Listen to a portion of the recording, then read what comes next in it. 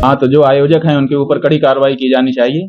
आप ज्यादा भीड़ इकट्ठा कर लेते हो और भीड़ के प्रबंधन का आपको ज्ञान नहीं होता है, तो ये अक्षम्य अपराध है। उन्हीं लोगों को भीड़ इकट्ठा करने की अनुमति होनी चाहिए जो भीड़ का प्रबंधन कर सकें। अगर इस तरह की घटना घटती है तो आयोजकों के ऊपर निश्चित रूप से कड़ी कार्रवाई की जानी चाहिए। क्योंकि भीड़ आ जाती है, लगातार व्यवस्था नहीं हो पाती है, बड़ा नहीं, आपको पहले तय करना पड़ेगा कि कितने लोग आएंगे, उतने लोगों की ही आप अनुमति रखिए, बाकी मत रखिए। और इस तरह का प्रचार मत करिए, लिमिटेड व्यवस्था बनाइए। ये जो आप कर देते हैं, असंख्य लोगों को बुला लेते हैं और व्यवस्था आपके पास कुछ नहीं होती है, ऐसी 2-3-4 घटनाएं और भी पहले हो चुकी हैं। तो इन सब बारे में सतर्क रहना चाहिए। जैसे अपने 4 धाम हमारे उत्तराखंड के, उनमें लोग ज्यादा आने लग गए, ये हुआ कि रजिस्ट्रेशन होगा, फिर रजिस्ट्रेशन भी फेल होने लगा। तो हम लोगों को, सरकार को कहना पड़ा कि भाई इस बारे में आप नीति बनाइए। अभी हमने जो यात्रा की है उसका एक उद्देश्य ये भी है कि अभी हम उत्तराखंड में लोगों को आकर्षित कर रहे हैं। लोग हिमालय में आना चाहते हैं, लेकिन 4 ही डेस्टिनेशन का हमने बड़ा प्रचार कर दिया है कि 4 जगह पे जाएंगे, तो 4 धाम में ही सारी भीड़ इकट्ठा हो जा रही है। तो हमने ये चाहा है, इसीलिए हम खुद अभी चमोली मंगलम करके आ रहे हैं, आध्यात्मिक क्षेत्रों की यात्रा करके आ रहे हैं कि 4 धाम के अतिरिक्त भी हमारे उत्तराखंड में ऐसे ऐसे दिव्य स्थान हैं, सिद्ध स्थान हैं, जहां जाने से आध्यात्मिक ऊर्जा भरपूर आपको प्राप्त हो सकती है। तो हम आने वाले दिनों में चाहेंगे कि ऐसे स्थानों को चिन्हित करके इनका कॉरिडोर बनाया जाए और लोगों को जो आ रहे हैं उनका स्वागत, लेकिन सब ऐसे फैल जाएं पूरे उत्तराखंड में, तो भीड़ का प्रबंधन अच्छा हो जाएगा और किसी को निराशा भी नहीं होगी। इस घटना की गुरुजी उत्तर प्रदेश के जो मुख्यमंत्री आदित्यनाथ होगी, उन्होंने भी वो किया अपनी। भाई निंदा तो सबको करनी पड़ेगी, निंदा करने से नहीं होगा, कार्रवाई करनी पड़ेगी। एक बार अगर कड़ी कार्रवाई कर दें आयोजकों के ऊपर, तो दूसरे आयोजक कांपने लगेंगे और इस तरह से लोगों की मौत जो है रुकेगी।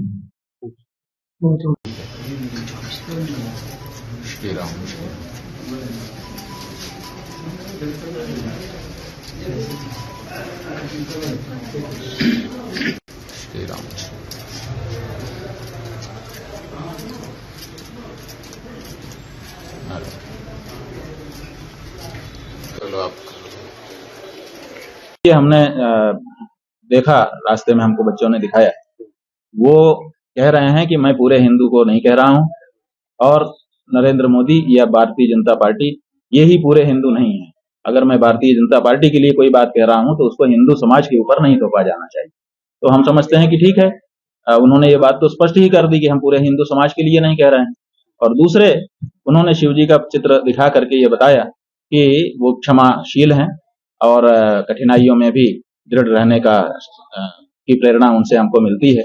और वो शिव जी हमारे देवता हैं, तो वो प्रेरणा हमें भी मिली हुई है।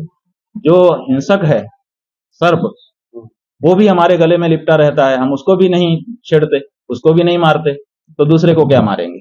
तो इसलिए शिव जी की जो छवि दिखा दी उन्होंने, इससे स्पष्ट हो गया, हिंदू का पूरा चरित्र सामने आ गया कि हिंदू जो है वो अपनी प्रकृति में रहता है, वो किसी के प्रति हिंसा की भावना नहीं। लेकिन गुरुजी, हिंदू हिंसा की इस तरह के जो बयान आ रहे हैं, वो पूरा वो ट्रेंड चल गया है विरोध करने का। नहीं, ट्रेंड तो चलता है, तो राजनीतिक माहौल है ना, तो राजनीतिक दल से जो लोग संबद्ध होते हैं या प्रतिपक्ष के होते हैं, वो आपस में एक दूसरे को चलाते हैं। तो जिसकी टीम बड़ी होती है उसका ज्यादा चलने लगता है, जिसकी टीम छोटी होती है उसका कम चलता है। इससे कोई लेना देना नहीं। हमारा कहना यह है कि ये राहुल गांधी हो चाहे नरेंद्र मोदी हो, माने दोनों की पार्टियां हों, दोनों जिसका नेतृत्व कर रहे हैं, असल में इसमें से कौन हिंदू हितैषी है ये निकालने की जरूरत है। और हम समझते हैं कि इनमें से अगर कोई हिंदू हितैषी होता तो गौ रक्षा की बात सबसे पहले करता। और अभी तक किसी पार्टी ने, 75 साल हो गए, सबने कर लिया। राहुल गांधी की पार्टी ने भी राज कर लिया है और नरेंद्र मोदी की पार्टी तो कर ही रही लगातार कितने सालों से, 15 साल से ज्यादा हो गए। ನಾವು ಸಲಹಿದ ಕೈಗಳು ನಮ್ಮ ನೋವಿಗೆ ಸ್ಪಂದಿಸಿದಾಗ ಆಗುವ ಸಂತೋಷ। ಅಮೃತ್ ನೋನಿ ಪೇನ್ ಆಯಿಲ್, ನೋವಿಗೆ ವಿರಾಮ, ದೇಹಕ್ಕೆ ಆರಾಮ। तो ऐसी परिस्थिति में गौ हत्या आज तक नहीं रुकी है। इसका मतलब है कि अभी तक हिंदू हितों को समझने वाली, हिंदू पीड़ा को दूर करने की इच्छा रखने वाली कोई पार्टी अभी तक संसद में गई ही नहीं है। अब हम लोग सोच रहे हैं कि अब इस बारे में हम लोगों को कमर कसना होगा।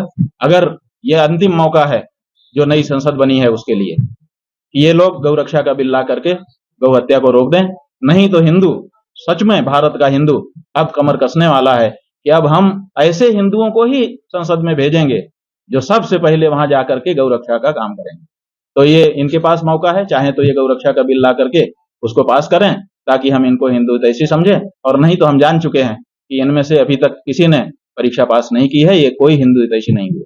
लेकिन गुरु जी जिस तरह विरोध हो रहा है, चाहे संत समाज हो या फिर सनातनी हो, हिंदू हो, लगातार उनके इस बयान का विरोध हो रहा है। देखिए, आप ये देखिए कि जो विरोध करने वाले लोग हैं वो निष्पक्ष लोग हैं, वो तथ्य की बात कहने वाले लोग हैं कि पिछलग्गू हैं। तो इससे आपको अंदाजा लग जाएगा। अगर पिछलग्गू प्रकृति के लोग हैं तो वो तो अपने नेता हुआ हुआ हुआ हुआ एक सियार बोलता है तो सारे सियार बोलने लगते हैं, और जो तथ्य की बात कहता हो, निष्पक्ष होकर के बोलता हो, अगर ऐसे कोई लोग बोल रहे हैं तो उनकी बात का ध्यान अपने को देना चाहिए। आप कैसे देखते हो उनके? हम देखते हैं कि ये सब राजनीति है, इसका कोई मतलब नहीं है। हमने ये कहा कि इनकी हिंदू हितैषी होने की परीक्षा यही है कि ये गौ रक्षा का बिल लेकर के आ जाएं। देखते हैं, राहुल गांधी लेके आए ना, हम उनको हिंदू हितैषी मानेंगे, लेकिन वो नहीं लाते हैं। और नरेंद्र मोदी तो 10 साल से बैठे हैं, ला ही नहीं पाए आज तक, तो हम किसको माने हिंदू हितैषी, बताओ।